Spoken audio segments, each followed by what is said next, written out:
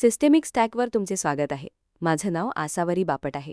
System engineering सिरीजचा हा 25वा episode आहे आणि आज आपण साईडकार पॅटर्नबद्दल अशा प्रकारे माहिती घेणार आहोत ज्यामुळे तुम्हाला या विषयावरील सिस्टम इंजिनिअरिंग इंटरव्ह्यूसाठी तयार होण्यास मदत होईल. मॉडर्न क्लाउड नेटिव्ह डिझाईनसाठी ही एक अत्यंत महत्त्वाची संकल्पना आहे, कारण यामुळे आपण मुख्य ॲप्लिकेशन कोडमध्ये गर्दी न करता लॉगिंग आणि MTLS सारख्या गोष्टी वेगळ्या हाताळू शकतो. इंटरव्ह्यूमध्ये हे सोबती कंटेनर्स नेमके कधी वापरायचे याचे ज्ञान असणे हे सिद्ध करते की तुम्हाला मोठ्या प्रमाणावर मॉड्युलर आणि मेंटेन करण्यायोग्य सिस्टम्स कशा तयार करायच्या याची सखोल समज आहे. सुरुवातीला आपण साईडकार पॅटर्नचं कोर आर्किटेक्चर समजून घेऊया. यासाठी आपण मोटारसायकल आणि तिच्या साईडकारचं क्लासिक उदाहरण वापरणार आहोत, जेणेकरून आपल्याला हे लक्षात येईल की मुख्य ॲप्लिकेशनच्या इंजिनमध्ये कोणताही बदल न करता हे सोबती कंटेनर्स त्याला अधिक ताकद कशी देतात. आपण हे पाहणार आहोत की तुमच्या कोडच्या अवतीभोवती ऑक्झिलरी सर्व्हिसेस कशा तैनात केल्या जातात, ज्यांचा लाईफ सायकल मुख्य कोडसारखाच असतो, पण ते स्वतंत्रपणे काम करतात. आपण इथे 3 मुख्य जबाबदाऱ्यांवर लक्ष केंद्रित करणार आहोत: युनिफाईड लॉगिंग हाताळणे, MTLSद्वारे सिक्युरिटीचा भार हलका करणे आणि रिट्राईज किंवा सर्किट ब्रेकिंगसारखं प्रगत नेटवर्किंग लॉजिक मॅनेज करणे. आता लोकल इंटरप्रोसेस कम्युनिकेशनचा नेमका मेकॅनिक्स समजून घेणंही तितकंच महत्त्वाचं आहे. त्यामुळे लॅटन्सी कमी ठेवण्यासाठी हे कंटेनर्स लोकल होस्टवर एकमेकांशी कसे संवाद साधतात याचा आपण अभ्यास करूया. इंटरव्ह्यूमध्ये आर्किटेक्चरल निवडींचं समर्थन करताना तुम्हाला मदत व्हावी म्हणून आपण साईडकार पद्धतीची तुलना शेअर्ड लायब्ररीजशी करणार आहोत आणि एन्व्हॉय व फ्लुएंटी रिअल वर्ल्ड उदाहरणे पाहणार आहोत. ही सत्र संपताना मॉडर्न क्लाउड नेटिव्ह सिस्टम्ससाठी आवश्यक असलेली सेपरेशन ऑफ कन्सर्न्स आणि ऑपरेशनल ॲजिलिटी मिळवण्यासाठी साईडकास्टचा वापर कसा जस्टिफाय करायचा हे तुम्हाला नीट समजलेलं असेल. कल्पना करा की तुम्ही एक पॉलीग्लॉट मायक्रोसर्व्हिसेस एन्व्हायरमेंट चालवत आहात, जिथे काही सर्व्हिसेस गोमध्ये आहेत, काही पायथनमध्ये तर काही जावामध्ये लिहिलेल्या आहेत.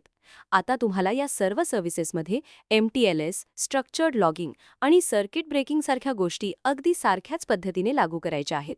प्रत्येक भाषेसाठी स्वतंत्र लायब्ररीज लिहिणे आणि त्या मेंटेन करणे हे खरं तर एक भयानक स्वप्नच ठरेल. इथेच साईडकार पॅटर्न कामाला येतो. हा पॅटर्न तुमच्या ॲपच्याच नेटवर्क आणि डिस्क नेमस्पेसमध्ये एक वेगळी प्रोसेस चालवून काम करतो. यातली महत्त्वाची गोष्ट अशी की तुमचा ॲप कोणत्याही भाषेत लिहिलेला असलं तरी हा पॅटर्न तुम्हाला एक युनिफॉर्म ऑपरेशनल लेयर मिळवून देतो. पण इथे तुम्हाला रिसोर्स ओव्हरहेडकडे लक्ष द्यावं लागेल. जर तुमच्याकडे 1000 पॉड्स असतील तर आता तुमच्याकडे मॉनिटर करण्यासाठी आणि रिसोर्सेस देण्यासाठी 1000 जास्तीचे कंटेनर्स असतील. यातली एक सामान्य चूक म्हणजे अंडर प्रोव्हिजनिंग. जर साईडकारला पुरेसा CPU मिळाला नाही तर तो मुख्य ॲप्लिकेशनच्या परफॉर्मन्समध्ये अडथळा ठरू शकतो. इंटरव्ह्यूमध्ये मॅनेजमेंटमधील सुलभता आणि त्या बदल्यात तुम्ही स्वीकारलेला इन्फ्रास्ट्रक्चरचा वाढीव खर्च यामधील ट्रेड ऑफ आवर्जून स्पष्ट करा. कंपॅनियन कंटेनर्समध्ये मास्टर होणं म्हणजे खरं तर असे मॉड्युलर सिस्टम्स तयार करणं जे प्रभावीपणे स्केल होऊ शकतील. हे काम कसं करतं ते अगदी सोपं आहे. तुम्ही 2 कंटेनर्सना एकाच ॲटॉमिक युनिटसारखं एकत्र डिप्लॉय करता. यातली महत्त्वाची गोष्ट अशी की यामुळे तुमच्या ॲप्लिकेशन डेव्हलपर्सना लॉग्स कसे पाठवायचे किंवा ट्रॅफिक कसं एन्क्रिप्ट करायचं याची चिंता न करता फक्त त्यांच्या मुख्य कामावर लक्ष केंद्रित करता येतं. या मॉड्युलर सिस्टम्समध्ये एक कॉमन फेलियर मोड म्हणजे टाईट कपलिंग. जर साईडकार हा मुख्य कंटेनरमधील ठराविक फाईल पाथ्स किंवा एन्व्हायरमेंट व्हेरिएबल्सवर अवलंबून असेल आणि अपडेट दरम्यान ते बदलले तर डिप्लॉयमेंटच्या वेळी संपूर्ण सिस्टम कोलमडू शकते. सिस्टम इंजिनिअरिंग इंटरव्ह्यूमध्ये तुम्हाला हे दाखवून द्यायचं असतं की मॉड्युलॅरिटी चांगली असली तरी ती एक लाईफ सायकल डिपेंडन्सी निर्माण करते, जी हेल्थ चेक आणि काळजीपूर्वक केलेल्या ऑर्केस्ट्रेशनद्वारे मॅनेज करावी लागते. तुम्ही इथे मुळात बायनरी सिम्प्लिसिटीच्या बदल्यात ऑपरेशनल फ्लेक्सिबिलिटी मिळवत आहात. हे सेपरेशन वेगवेगळ्या टीम्सना त्यांच्या स्वतःच्या गतीने काम कसं करू देतं हे आपण पुढे पाहणार आहोत. मोठ्या संस्थांसाठी हा एक खूप मोठा फायदा आहे, बशर्ते त्यांना आर्किटेक्चरमध्ये होणारी थोडीशी वाढीव गुंतागुंत हाताळता आली पाहिजे. ऑक्झिलरी सर्व्हिसेस या खऱ्या अर्थाने तुमच्या मेन ॲप्लिकेशनच्या भोवती फिरत असतात. त्यांचा लाईफ सायकल एकच असतो, म्हणजेच त्या एकाच वेळी सुरू होतात आणि एकाच वेळी बंद होतात. हे महत्त्वाचे का आहे? कारण यामुळे लॉगिंग एजंट किंवा सिक्युरिटी प्रॉक्सीसारख्या गरजेच्या इन्फ्रास्ट्रक्चर गोष्टी ॲप चालू असताना नेहमी उपलब्ध राहतील याची खात्री मिळते. हे लोकल इंटरप्रोसेस कम्युनिकेशनद्वारे काम करते, जे सहसा लोकल होस्ट किंवा शेअर्ड व्हॉल्यूम्सच्या माध्यमातून चालते. पण इथे एका मोठ्या फेल्युअर मोडकडे लक्ष देणे गरजेचे आहे, ते म्हणजे स्टार्टअप रेस कंडिशन्स. जर तुमचे ॲप्लिकेशन सुरू झाले आणि साईडकार प्रॉक्सी पूर्णपणे तयार होण्यापूर्वीच ट्रॅफिक पाठवू लागले तर सुरुवातीचे ते रिक्वेस्ट फेल होतील. यामुळे तुमचे ॲप क्रॅश लूपमध्ये अडकू शकते. त्यामुळे मुख्य प्रोसेस काम सुरू करण्यापूर्वी साईडकार हेल्दी आणि तयार आहे ना याची खात्री करणे आवश्यक आहे. इंटरव्ह्यू घेणारे लोक सहसा अशा सखोल ज्ञानाची अपेक्षा करतात. फक्त साईडकार म्हणजे काय हे माहीत असणे पुरेसे नाही, तर या दोन प्रोसेसेसमधील सिंक्रोनायझेशन कसे हाताळायचे हे माहीत असणे गरजेचे आहे. या शेअर्ड फेटमुळेच हे कॉन्फिगरेशन जितके शक्तिशाली आहे तितकेच ते नाजूकही आहे. ही संकल्पना नीट समजून घेण्यासाठी मोटारसायकल आणि त्याच्या साईडकारचं उदाहरण डोळ्यासमोर आणा. इथे मोटारसायकल म्हणजे तुमच्या बिझनेस लॉजिकचा मुख्य भाग आहे आणि साईडकार म्हणजे तुम्ही जोडलेली अतिरिक्त जागा किंवा स्टोरेज आहे. इंजिन किंवा ट्रान्समिशनमध्ये कोणताही बदल न करता ही साईडकार फक्त फ्रेमला जोडून काम करते. यातली महत्त्वाची गोष्ट अशी की तुम्ही तुमच्या ॲप्लिकेशन कोडला स्पर्श न करता किंवा पुन्हा रिकम्पाईल न करता ही साईडकार अपग्रेड करू शकता. उदाहरणादाखल सांगायचं तर तुमचे सिक्युरिटी सर्टिफिकेट्स अपडेट करणे किंवा लॉगिंग फॉर्मॅट बदलणे. पण यात एक धोका किंवा फेलियर मोडसुद्धा आहे. तो म्हणजे या साईडकारचं वजन. जर साईडकार खूप जड असेल, त्यात काही दोष असतील किंवा ती जास्त इंधन खात असेल तर त्याचा परिणाम संपूर्ण गाडीच्या परफॉर्मन्सवर होतो आणि वेग मंदावतो. इंटरव्ह्यूमध्ये हे सांगताना स्पष्ट करा की हे आयसोलेशन तुमच्या इंजिनला इन्फ्रास्ट्रक्चर लेव्हलच्या क्रॅशपासून कसं वाचवतं. जर साईडकारची प्रोसेस बंद पडली तर तुम्ही सिस्टमला फक्त तो कंटेनर रिस्टार्ट करण्यासाठी कॉन्फिगर करू शकता, जरी अनेक ऑर्केस्ट्रेटर्समध्ये संपूर्ण पॉड रिस्टार्ट होऊ शकतो. हे दोन घटक एकमेकांशी जोडलेले असूनही स्वतंत्र कसे आहेत आणि त्यांच्यातील फिजिकल प्रॉक्सिमिटी कशी आहे हे समजून घेण्यासाठी हे एक उत्तम उदाहरण आहे. आपण लॉगिंग, मॉनिटरिंग आणि सिक्युरिटी यांसारख्या क्रॉस कटिंग कन्सर्न्सना हँडल करण्यासाठी साईडकार्स वापरतो. हे एका वेगळ्या प्रोसेसमधून मेन ॲप्लिकेशनच्या बिहेवियरला इंटरसेप्ट किंवा ऑब्झर्व्ह करून काम करते. यातली महत्त्वाची गोष्ट म्हणजे यामुळे तुमचा ॲप्लिकेशन कोड एकदम प्युअर राहतो आणि तो कोणत्याही लँग्वेजवर अवलंबून राहत नाही. तुमच्या डेव्हलपर्सनी जेव्हा नवीन फीचर्सवर काम करायला हवं तेव्हा त्यांनी जावा लॉगिंग लायब्ररी डिबग करण्यात आपला वेळ वाया घालवावा असं तुम्हाला नक्कीच वाटणार नाही. पण इथे एक धोक्याची बाजू म्हणजे सायलंट फेलियर्स. जर तुमच्या लॉगिंग साईडकारने लॉग्स पाठवणं बंद केलं पण ती प्रोसेस क्रॅश झाली नाही तर तुम्हाला कळणारही नाही आणि तुमचे कित्येक दिवसांचे क्रिटिकल डेटा लॉस होऊ शकतात. म्हणूनच फक्त ॲपसाठीच नाही तर साईडकारसाठी सुद्धा तुमचं मॉनिटरिंग एकदम स्ट्रॉंग असायला हवं. इंटरव्ह्यू घेणाऱ्यांना हे ऐकायला खूप आवडतं की कशा प्रकारे हे ऑफलोडिंग डेव्हलपरचा अनुभव सोपा करतं, पण त्याचवेळी ही गुंतागुंत जाणीवपूर्वक प्लॅटफॉर्म टीमकडे शिफ्ट करतं. ऑपरेशनल लॉजिक सेंट्रलाइज करण्यासाठी ही एक स्ट्रॅटेजिक स्टेप आहे, पण यासाठी प्लॅटफॉर्म टीमने हाय क्वालिटी आणि रिलायबल साईडकार इमेजेस देणं गरजेचं आहे, जेणेकरून ज्या ॲप्सना ते मदत करतायत त्यांनाच ते ब्रेक करणार नाहीत. जेव्हा आपण युनिफाईड लॉगिंगच्या जबाबदारीबद्दल बोलतो तेव्हा साईडकार कंटेनर ॲपच्या लॉग फाईल्सवर लक्ष ठेवतो किंवा त्याचा स्टँडर्ड आउटपुट स्ट्रीम कॅप्चर करतो. हे काम करण्यासाठी तो एका लोकल बफरसारखा काम करतो आणि नंतर तो डेटा सेंट्रल ॲग्रिगेटरकडे पाठवतो. यातली महत्त्वाची गोष्ट अशी की तुमच्या ॲपला स्प्लंक, ELK किंवा S3 बद्दल काहीही माहिती असल्याची गरज नसते. ते नेहमीप्रमाणे फक्त कन्सोलवर लॉग्स जनरेट करत राहतं. या सेटअपमध्ये एक नेहमी आढळणारी समस्या म्हणजे डिस्क एक्झॉशन किंवा डिस्क स्पेस संपणे. जर साईडकार रिमोट सर्व्हरवर वेगाने लॉग्स पाठवू शकला नाही आणि लोकल बफर पूर्ण भरला तर तो शेअर केलेली डिस्क स्पेस पूर्णपणे व्यापू शकतो. यामुळे मुख्य ॲपला स्वतःच्या फाईल्स लिहिण्यात अडथळा येतो आणि ते फेल होऊ शकतं. संपूर्ण सिस्टम स्टेबल ठेवण्यासाठी तुम्हाला लॉग्स पाठवण्याची फ्रिक्वेन्सी आणि लोकल रिसोर्सच्या मर्यादा यांचा योग्य समतोल साधावा लागतो. इंटरव्ह्यूमध्ये हे नक्की सांगा की या पद्धतीमुळे स्लो लॉगिंग बॅकएंडचा तुमच्या मुख्य ॲप्लिकेशनच्या एक्झिक्युशन थ्रेड्सवर कधीही परिणाम होत नाही, ज्यामुळे लॅटेन्सी कन्सिस्टन्सी राखण्यात मोठी मदत होते. सिक्युरिटी आणि MTLS हे कदाचित आजच्या काळात साईडकार्सचे सर्वात जास्त वापरले जाणारे उपयोग आहेत. हे काम कसं करतं? तर साईडकार येणारा सर्व ट्रॅफिक इंटरसेप्ट करतो, त्याचं डिक्रिप्शन हाताळतो आणि मग प्लेन टेक्स्ट लोकल होस्ट कनेक्शनद्वारे ते ॲपला सोपवतो. यातली महत्त्वाची गोष्ट अशी की वैयक्तिक डेव्हलपर्सना कॉम्प्लेक्स क्रिप्टोग्राफी लायब्ररीज मॅनेज कराव्या लागत नाहीत किंवा लोकल सर्टिफिकेट फाईल्सचा मागोवा ठेवावा लागत नाही. पण इथे तुम्हाला एका फेलियर मोडचा विचार करावा लागेल, तो म्हणजे सर्टिफिकेट एक्सपायर होणं. जर साईडकारच्या ऑटोमेशनने सर्टिफिकेट रोटेट करण्यात चूक केली तर तुमचं कोड अगदी व्यवस्थित असूनही ॲप पूर्णपणे अनरिचेबल होऊ शकतं. इंटरव्ह्यूमध्ये हे आवर्जून सांगा की यामुळे सिक्युरिटी पॉलिसी एन्फोर्समेंटचं सेंट्रलायझेशन होतं, ज्यामुळे तुमच्या संपूर्ण फ्लीटमध्ये एकाच वेळी सिक्रेट्स ऑडिट करणं आणि रोटेट करणं खूप सोपं होतं. झिरो ट्रस्ट आर्किटेक्चर इम्प्लिमेंट करण्याचा हा एक प्रभावी मार्ग आहे. फक्त एक गोष्ट लक्षात ठेवा की तुम्ही इथे लोकल नेटवर्क नेमस्पेसवर विश्वास ठेवत आहात आणि असं गृहीत धरत आहात की साइडकार आणि ॲपमधील लोकल होस्ट कनेक्शन बाहेरच्या हस्तक्षेपापासून सुरक्षित आहे. नेटवर्किंगच्या बाबतीत बोलायचं झालं तर रिट्राईज, सर्किट ब्रेकिंग आणि लोड बॅलन्सिंग सारख्या गोष्टी साइडकार सांभाळतात. हे कसं काम करतं तर सर्व इग्रेस आणि इनग्रेस ट्रॅफिक साइडकारच्या नेटवर्क स्टॅकद्वारे प्रॉक्सी केलं जातं. यातली महत्त्वाची गोष्ट म्हणजे हे रेझिलियन्सी ॲज अ सर्व्हिस म्हणून काम करतं. तुमच्या ॲपला प्रत्येक डाऊनस्ट्रीम डिपेंडन्सीसाठी वेगळं कस्टम रिट्राय लॉजिक लिहायची गरज पडत नाही. पण इथे एक मोठी अडचण येऊ शकते, ती म्हणजे रिट्राय स्टॉर्म्स. जर साइडकारमध्ये एक्सपोनेन्शियल बॅकऑफ न वापरता खूप जास्त अग्रेसिव्हली रिट्राय कॉन्फिगर केले असतील तर आधीच रिकवर होण्यासाठी धडपडणाऱ्या डाऊनस्ट्रीम सर्व्हिसवर चुकून DDoS अटॅकसारखी परिस्थिती निर्माण होऊ शकते. तुम्हाला हे दाखवून द्यायचंय की साइडकार्समुळे प्रचंड ताकद मिळत असली तरी असे कॅस्केडिंग फेलियर्स टाळण्यासाठी टाइमआउट आणि रिट्राय पॉलिसीजचं ट्युनिंग खूप काळजीपूर्वक करावं लागतं.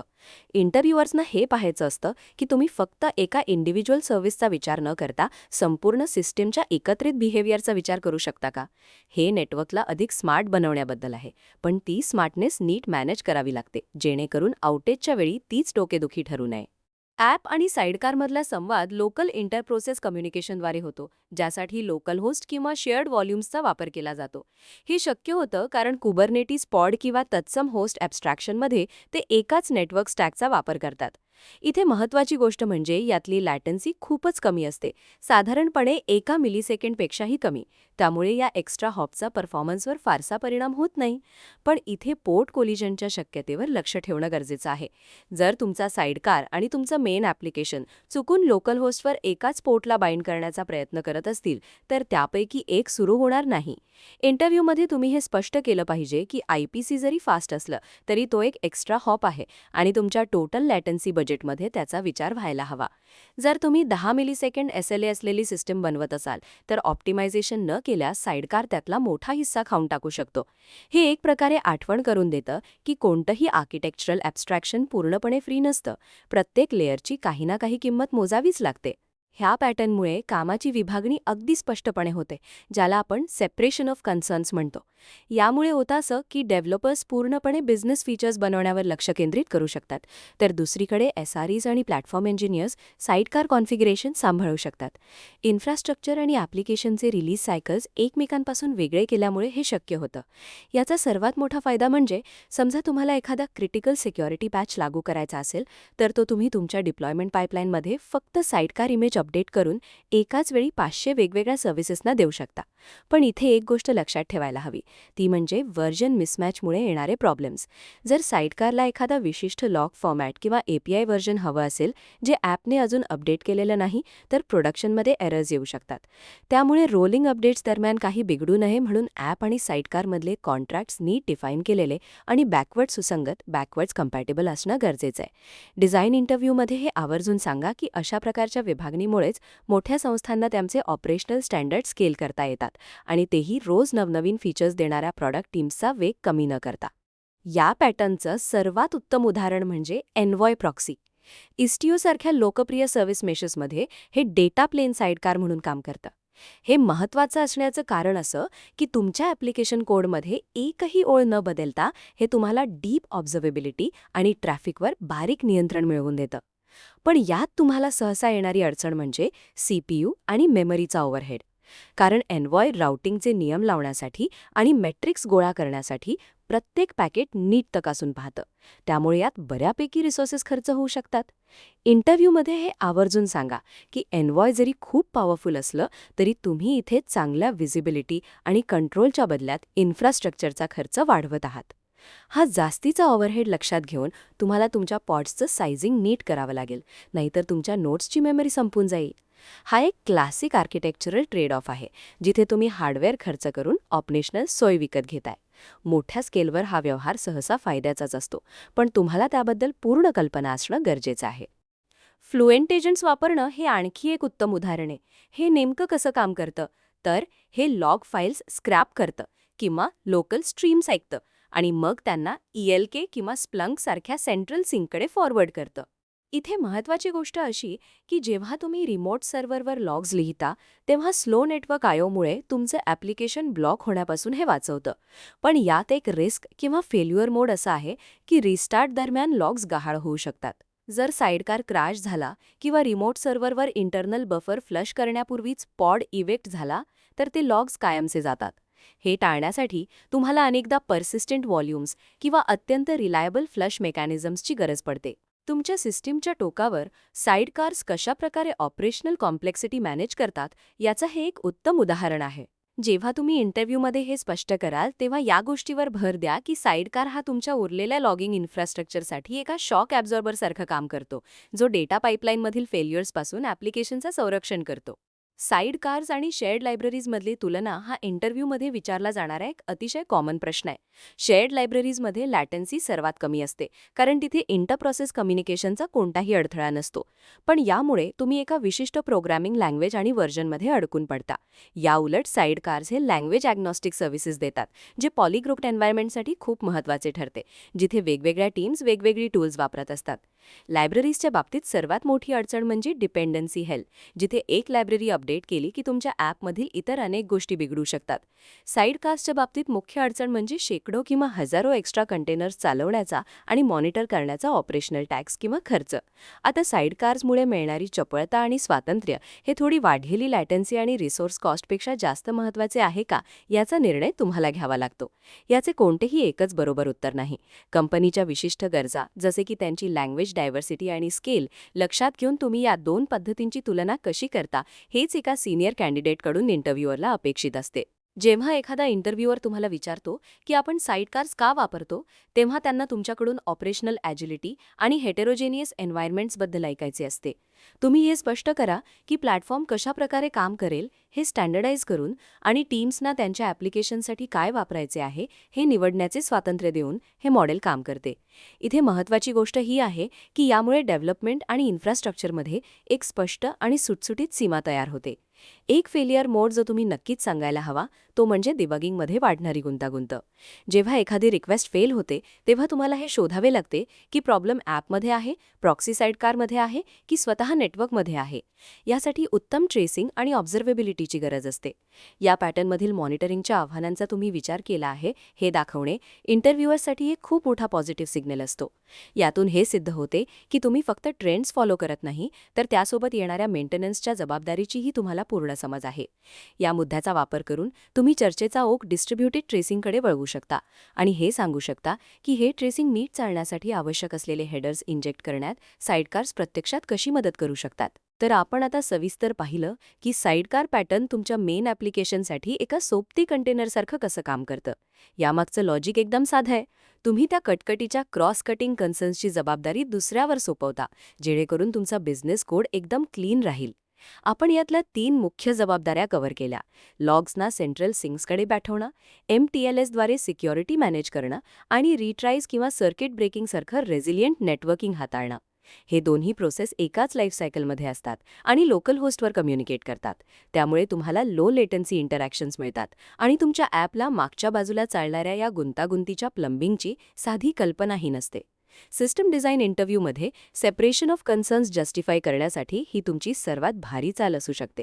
फक्त एक गोष्ट लक्षात ठेवा, या मॉड्युलॅरिटीसाठी तुम्हाला रिसोर्स ओव्हरहेडच्या स्वरूपात थोडी किंमत मोजावी लागते. तुमच्या क्लस्टरमधील कोणत्याही लँग्वेज किंवा स्टॅकवर प्लॅटफॉर्म फीचर्स स्टँडर्डाइज करण्याचा हा एक अत्यंत प्रभावी मार्ग आहे.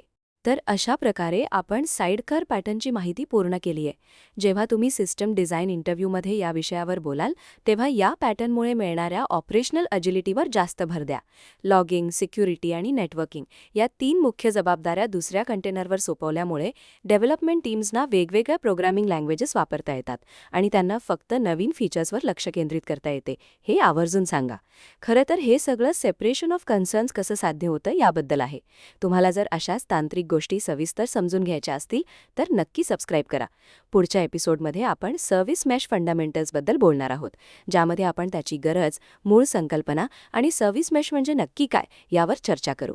तुमच्या तयारीसाठी खूप खूप शुभेच्छा. भेटूया पुढच्या भागात.